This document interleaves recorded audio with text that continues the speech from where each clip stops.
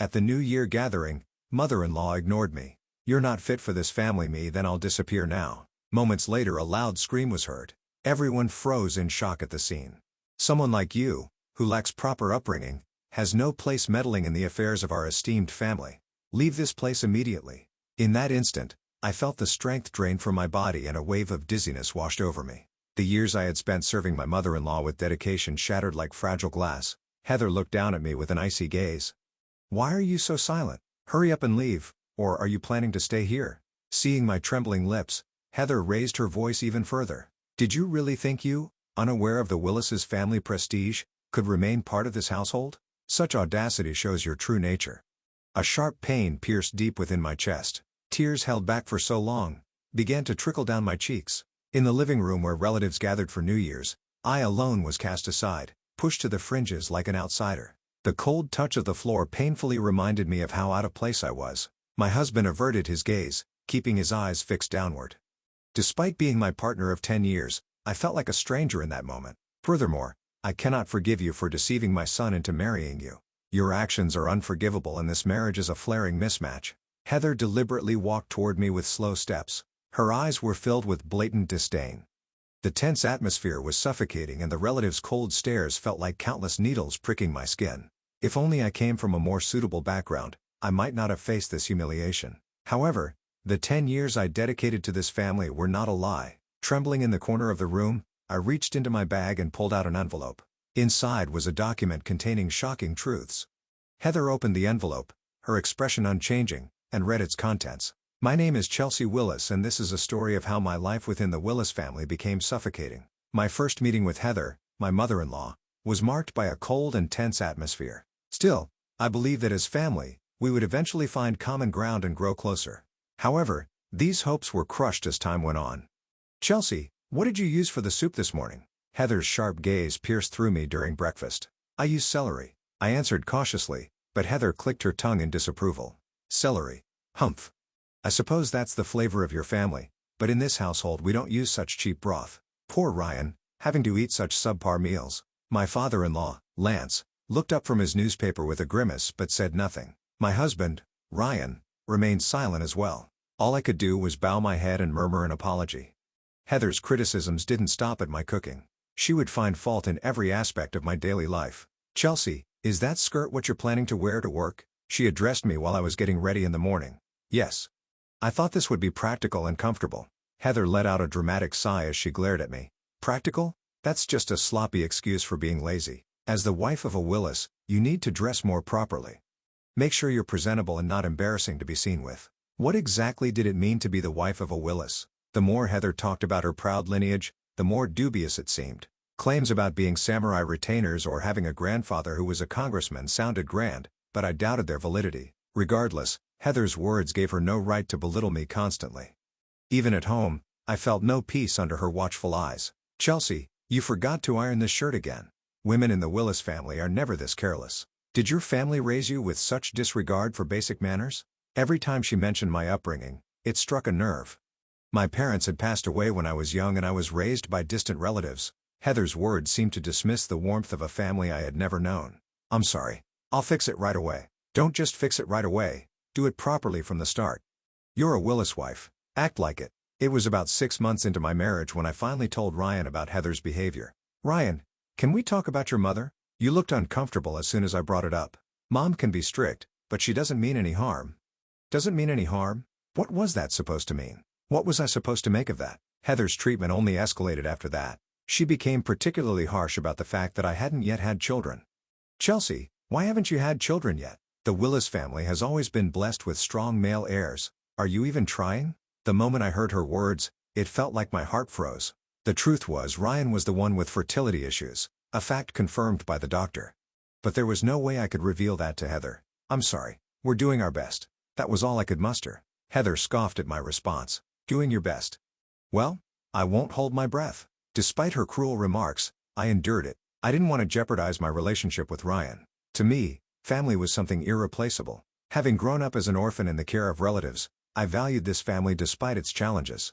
But recently, I started to question Ryan's behavior. He was working late more often, coming home at hot hours. Her household finances were shrinking noticeably. These changes fed my growing sense of unease. Still, I tried to trust him. But the combination of Heather's relentless abuse and Ryan's indifference was slowly breaking something inside me. How much longer could I endure this? Chelsea, are you listening? Her voice snapped me out of my thoughts. I turned around slowly, forcing a strained smile, and nodded. Yes, I'm listening. But deep down, something within me was already crumbling. Heather decided to organize a New Year's gathering to showcase the family lineage. She announced it during a conversation about Ryan's recent promotion. While Lance was talking about Ryan's new position, Heather interrupted with excitement. It's important to remind everyone of the greatness of our family. That day Heather instructed Ryan to invite all his paternal relatives. Not a single relative from Heather's side was invited. Heather, won't you invite anyone from your side of the family? She sighed dramatically, as if annoyed by the question. My family lives far away and they're not the type to appreciate gatherings like this. Her words felt laced with disdain. The day of the gathering arrived and the house was filled with Ryan's extended family. Heather stood in the center of the main room proudly displaying a family tree. Our ancestors were loyal retainers of feudal lords. This family has a noble and storied history. As you can see, my grandfather was a congressman who contributed greatly to the development of this region. Family tree was filled with unfamiliar names. Heather meticulously described each person's achievements, emphasizing their importance. Yet, something about her story didn't sit right with me. On the far right edge of the family tree, a surname caught my attention. It was the same as the family names of my childhood friends-in-laws. That family was from the same area Heather claimed to be her birthplace. As Heather continued her monologue, I couldn't shake the growing doubt in my mind. That night, I reached out to my friend. Sorry for the sudden question, but isn't your husband's family name Willis? Yes. Why do you ask? It's about something my mother-in-law Heather mentioned. She's claiming a family lineage that seems very similar to your in-laws.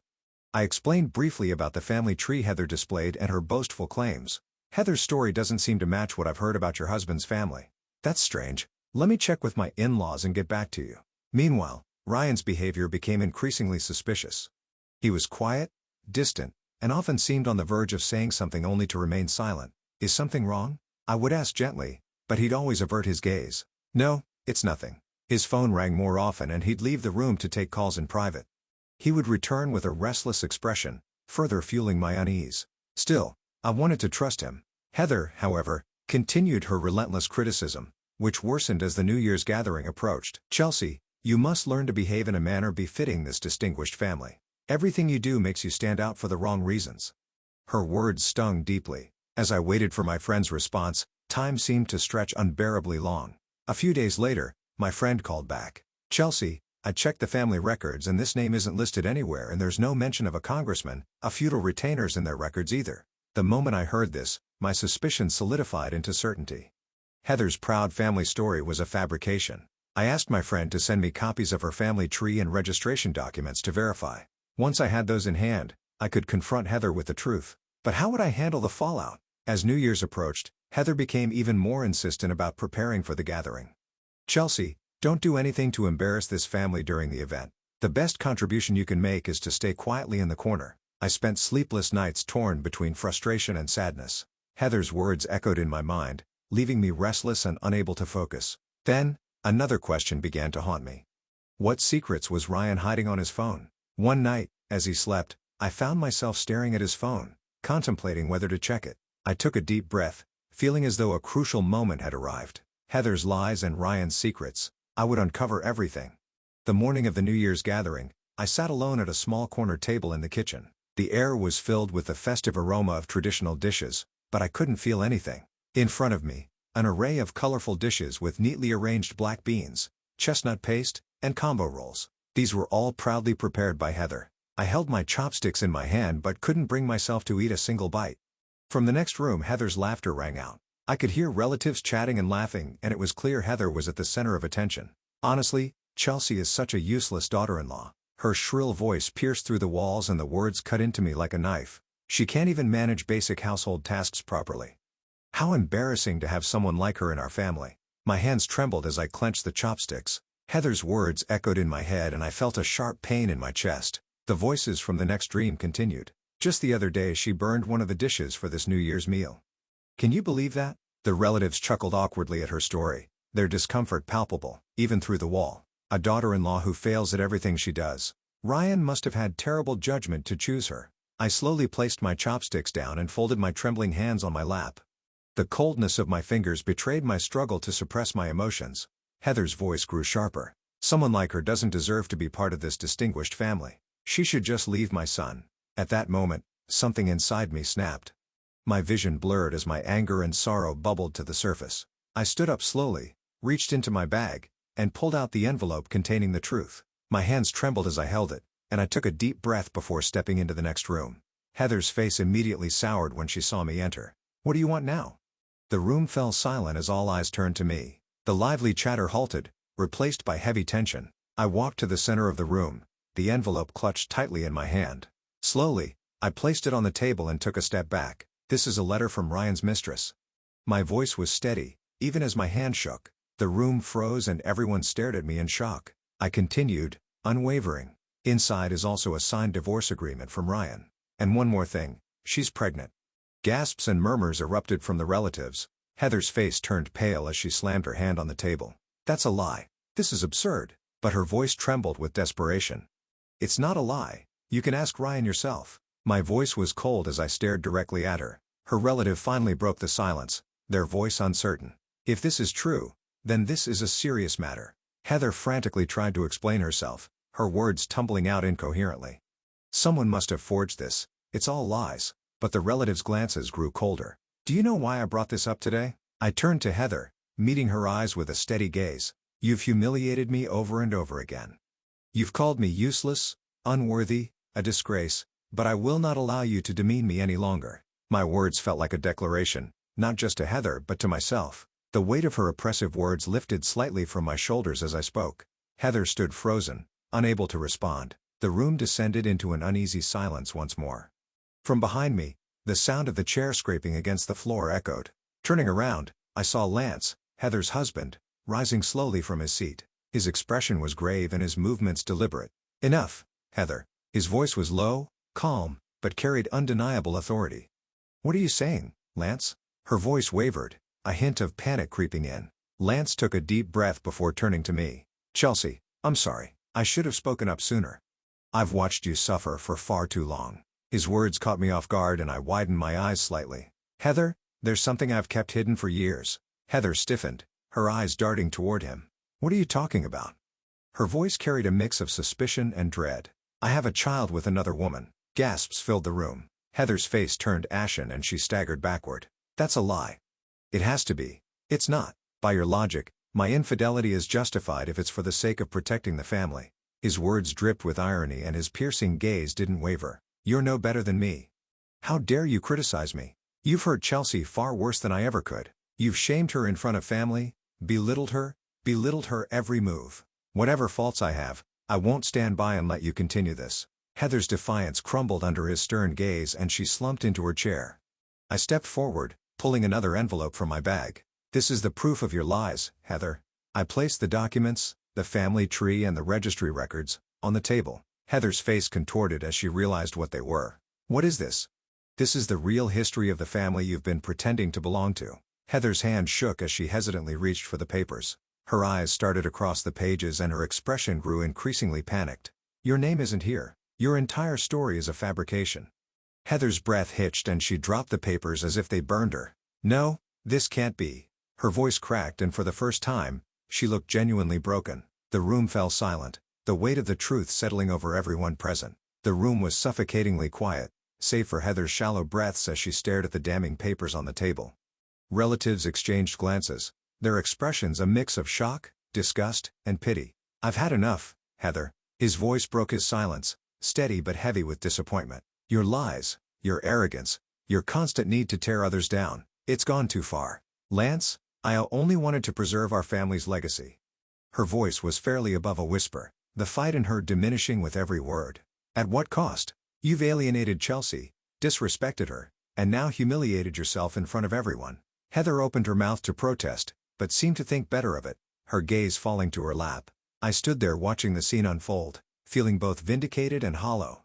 This was the moment I had been waiting for, a chance to expose the truth, but it felt like a Pyrrhic victory. I endured so much for the sake of this family. My voice cracked as I spoke, tears welling up despite my best efforts to remain composed. "But now, I see that my efforts were wasted. You never saw me as family, only as someone to control and demean. Heather's head shot up at my words, but she didn't reply. Her eyes darted toward the relatives looking for some shred of support, but none came. Heather, we never imagined you would stoop so low. One of the older relatives finally spoke, her tone laced with disappointment. You owe Chelsea an apology. Heather's lips trembled, but no words came out. Lance sighed heavily and turned to me. Chelsea, you've been treated unfairly, and for that I deeply apologize. I nodded, acknowledging his words, though they didn't erase the years of pain. Gathering my strength, I stepped toward the door, my decision final. This is the end for me. I'll no longer be a part of this household. Gasps rippled through the room as my words sank in. Chelsea, wait. Brian, who had remained silent until now, scrambled to his feet, his face pale. Don't leave. We can work this out. I turned to face him, my expression hardened by years of disappointment. It's too late, Ryan. My voice was firm, though it wavered slightly with the weight of my emotions. I'd given everything to this family, and all I've received is ridicule and neglect. I deserve better. Brian's shoulders slumped and his face crumpled as he realized there was no convincing me to stay. Without another word, I turned and walked out of the room, leaving behind the family that had caused me so much pain. As I stepped outside, the crisp winter air filled my lungs, feeling both biting and freeing. Tears streamed on my face, but they weren't just tears of sorrow. They were also tears of release. For the first time in years, I felt unshackled. I walked away from the house, each step feeling heavier yet lighter at the same time. The cold wind stung my cheeks, but it also carried a sense of liberation. This was the first step toward reclaiming my life. Over the next few days, I began the process of moving out and filing for divorce. Ryan tried to contact me several times, but I ignored his calls and messages.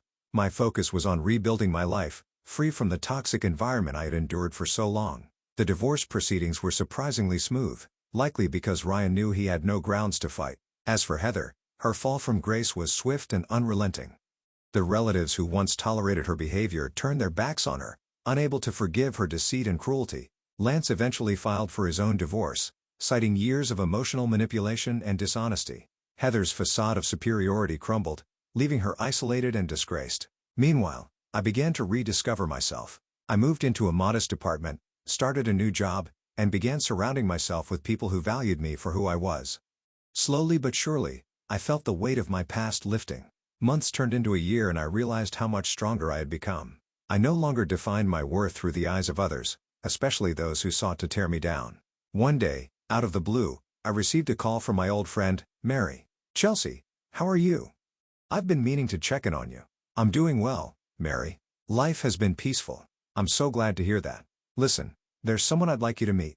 Someone to meet? Yes. I think you'll find this connection intriguing. Curious but cautious, I agreed to meet Mary's acquaintance. The meeting was set for a quiet cafe in the city.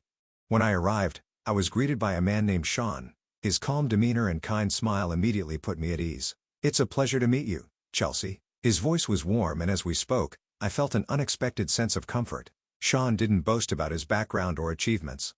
Instead, he listened intently as I shared my story, offering thoughtful insights and genuine encouragement. You've been through so much, yet you are standing strong. That's admirable. His words struck a chord, and for the first time in a long while, I felt truly seen. Our conversations flowed effortlessly, and before long, I found myself laughing and smiling more than I had in years. Over the following months, Sean and I grew closer, and I began to see a future filled with hope and possibility. He showed me that true strength comes from within and that my worth was never tied to anyone else's approval. To Sean by my side, I felt ready to embrace a new chapter of my life. Together, we began to build a relationship based on mutual respect, trust, and love, a stark contrast to the life I had left behind. As I looked back on my journey, I realized that every challenge I faced had shaped me into the person I was today, and for the first time, I was truly at peace.